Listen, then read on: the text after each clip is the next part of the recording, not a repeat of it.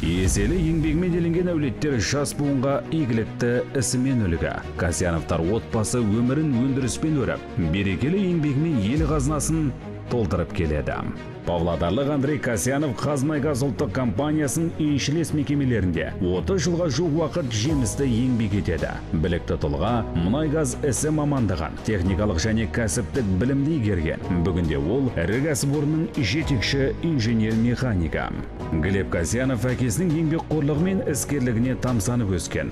Бала қиялының түкпіріндегі инженер-механик болам деген талпыныс оның әке жолын жалғауына мүмкіндік берді. Жоғары білім алған соң әкесімен бірге еңбек жолын зауытта бастады. Кәсіби жетістігінің арқасында өндірістің жетекші инженер-механика қызметіне дейін жоғарылады. Әріптес әке мен бала тиянақтылығымен, табандылығымен, адами құндылықтарымен ұжымына сыйлы.